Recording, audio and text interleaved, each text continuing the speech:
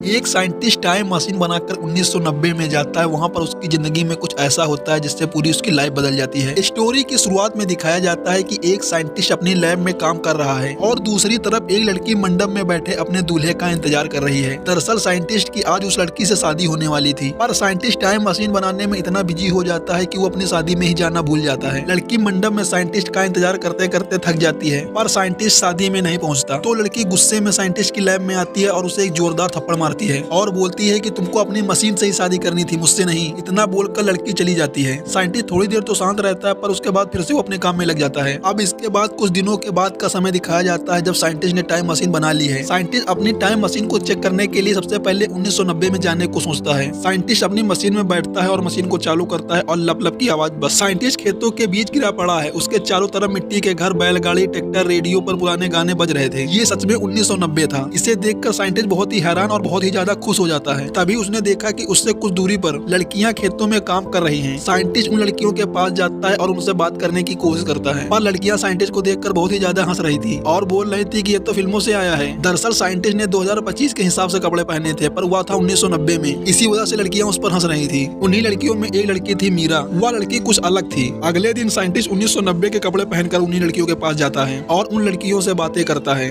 धीरे धीरे साइंटिस्ट मीरा से भी बातें करने लगता है। साइंटिस्ट अब मीरा से मिलने के लिए हर रोज 1990 में जाता था। वह मीरा से हंसी मजाक की बातें करता रहता था। मीरा और साइंटिस्ट दोनों को पता था कि वो एक दूसरे को पसंद करते हैं, पर वो खुलकर बताते नहीं है कि वो एक दूसरे को पसंद करते हैं। एक दिन मीरा ने बोला कि मेरी शादी हो गई थी बचपन में और अब कुछ दिन बाद मेरा पति मुझे लेने आएगा। ये सुनकर साइंटिस्ट के तो होश ही उड़ जाते हैं। दरअसल 1990 में बाल विवाह तो आम बात थी, पर वह फिर भी मीरा से मिलने के लिए हर रोज भविष्य से आता था। एक दिन साइंटिस्ट ने मीरा से कहा, मैं यहाँ का नहीं हूँ, मैं 2025 से आया हूँ। ये सुनकर मीरा बहुत जोरों से हंसने लगी और बोली, ऐसा कुछ नहीं होता है, तुम मुझसे मजाक कर रहे हो। तो साइंटिस्ट ने उसे 2025 के सामानें दिखाई, जैसे मोबाइल, लैपटॉप, एआई गैजेट। ये देखकर मीरा को भी एहसास हो गया कि ये सही बोल रहा है। ये दोनों बात कर ही रहे थे कि तभी अचानक साइंटिस्ट 1990 से गायब हो जाता है। दरअसल साइंटिस्ट की जिस लड़की से शादी होने वाली थी उसने लैब को जला दिया था और उसी में साइंटिस्ट की टाइम मशीन भी जल जाती है। साइंटिस्ट उस मशीन को बनाने की बहुत कोशिश करता है, पर वह दोबारा उस मशीन को नहीं बना पाता। इसका मतलब ये है कि साइंटिस्ट अब कभी भी 1990 में नहीं जा पाएगा। धीरे धीरे समय बीतता रहता है और अब साइंटिस्ट की शादी हो गई है। वह अपने परिवार के साथ बहुत ही खुश है। एक दिन वह यूं ही घूमते घूमते उसी जगह पहुंच जाता है जहां कभी खेत हुआ करते थे। अब वहां पर एक पक्की सड़क थी और उसी सड़क के किनारे एक बूढ़ी औरत बैठी थी।